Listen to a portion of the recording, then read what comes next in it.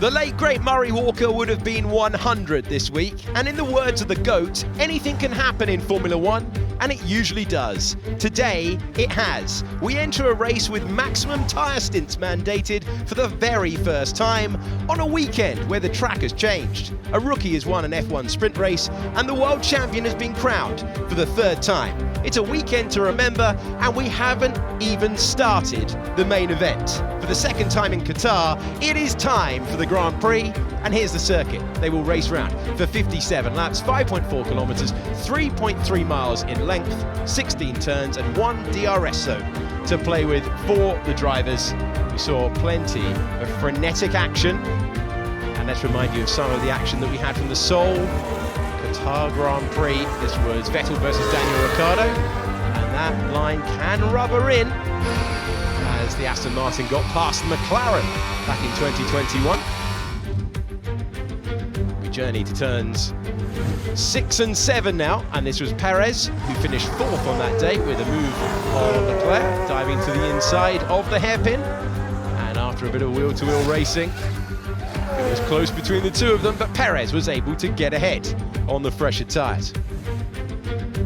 It is the soft, the medium and the hard, but the main story of the weekend so far, that the C3, the C2 and the C1 tyre, well, it's not about the compounds, it's about the maximum stint life for each tyre. 18 laps is the maximum, after Pirelli discovered signs of micro-cut tyre damage after analysing the tyres after Friday practice. At the back, Sergio Perez assembled too much of the spare chassis, and as a result he has a pit lane start. He is next to Joe Guan Yu 19th, Perez in the pit lane, then it's Magnussen, and next up is Liam Lawson. Lance Stroll is next to Logan Sargent, they're 16th and 15th, and then it's Nico Hülkenberg in 14th. Alex Albon will be a driver to watch, he will try and fight through. Then it's Yuki Tsunoda in 11th place, he's on his own. Carlos Sainz does not take the start after a fuel leak.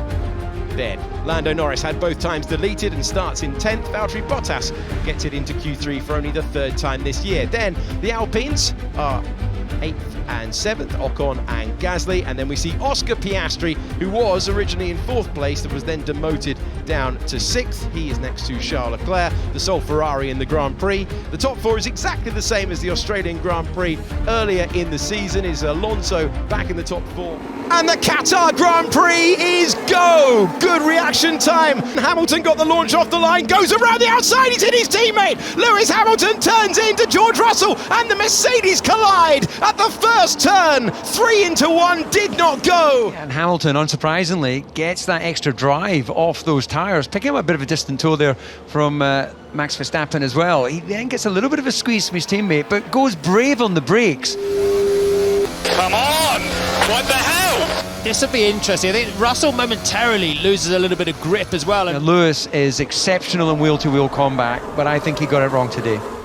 You're right, DC. It is Hamilton really turning in, going aggressive on the soft tyre, but it's his error there, and he's taken out his teammate, which is just worst case scenario. Looks like you're okay, mate. Yeah, I'm taken out by my own teammate. And now Yuki Tsunoda and Hülkenberg trying to go the long way round, and he does so in the Haas. Russell around the outside, did he make it work? He did make it work, and that's the compound advantage.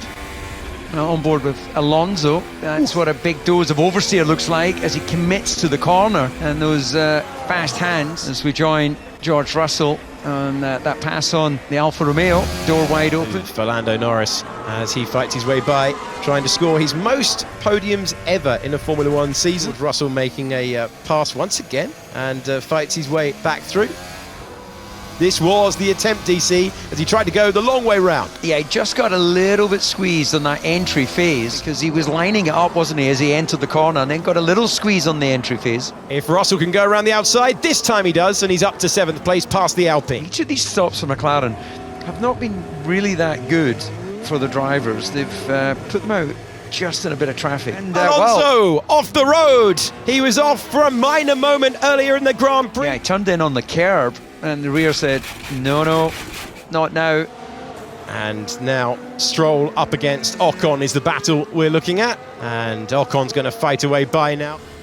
I don't feel well, man. You're the one making the call if you want to retire or not, Logan. There's no shame to retire if you're feeling unwell. I need to stop. Well, at least the car is going to be in one piece. 2.1, they are flying at the moment. Going to be close. It's going to be so tight down the main straight. Out of the pits comes Lando Norris. Through goes Oscar Piastri. Having come out of the pits, this is Logan Sargent easing himself out of the car. You can see him dripping from his race suit. Look at this. I think he was scooping some air. Look at that. He's just getting some air through his gloves. No, tap, tap, tap. Let's get on with it.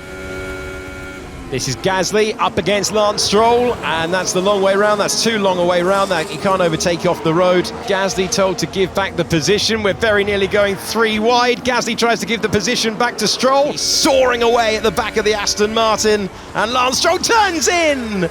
But this has been 57 victory laps to celebrate the title that he won yesterday. Max Verstappen wins the Qatar Grand Prix, and it's his 49th career win. Oscar Piastri with a dream weekend. It has been incredibly hot, humid and heavy work out there, but no matter the conditions, whether they be wet, whether they be dry, whether the stints be mandated by Pirelli and the FIA, whatever format you throw at Formula One in 2023, Max Verstappen has an answer. It's quite warm out there, so that was probably the hardest bit. I think we made our race, I think, in the first stint where I could really pull a gap. But yeah, from there onwards, I think they were quite competitive behind us, even though I was just managing a bit my pace. You know, the gap at the end of the race was still not that big, so yeah, it was close. But I think it was also a bit helped for most because of the forced street stop, so you couldn't really go into the full tyre deck of a tyre. Very, very satisfied. I think that was the most we could have done. Yeah, tough race out there, and second and third for the team is an amazing result. You know, it's been an amazing weekend in general. So yeah, very happy.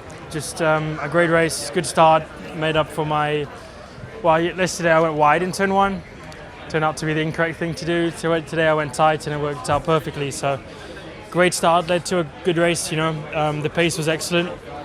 Probably pace good enough to keep up with Max. Just lost a lot in traffic. As soon as you get within a couple of seconds, your life gets a lot more difficult. So the pace was great. I was behind Oscar. Just yeah, obviously couldn't get close enough in the dirty air, but good fun, tough. Probably one of the toughest. Well, actually, I would definitely say the toughest race I've done, just physically. But good fun. Always is when you're fighting for these positions, and I kept pushing to the end. So it was a rewarding race. Sum up your emotions because you just missed out. I know. Well, P9 on the road. We got 2 points and then penalties, but I don't even care. I mean, it was just so hard. Like, I mean, track limits, they painted the curbs, you can't see the track, you're so dizzy, it's dark, you're fading with low blood pressure and just passing out in the car, and they're giving track limit penalties is kind of a joke.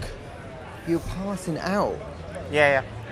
Whoa, like that presumably has never happened before in a Formula One car, right? Yep. So You're passing out, yeah. I was passing out in the car. What can you say then? What do you want to say about that? Yeah, it's tough. All right, well, sure, it's tough for everyone. I'm glad you're okay though. Yeah, obviously gutting, and massive apology to everyone back at the factory. Yeah, it was just, I think, just probably a racing incident, but I take full responsibility for it. I don't think George really had anywhere to go, so. You had such a good getaway and there was a lot of potential, I guess, in the race today. When you look back on it, was there anything you'd have done differently, do you think? It's always in hindsight you do things differently.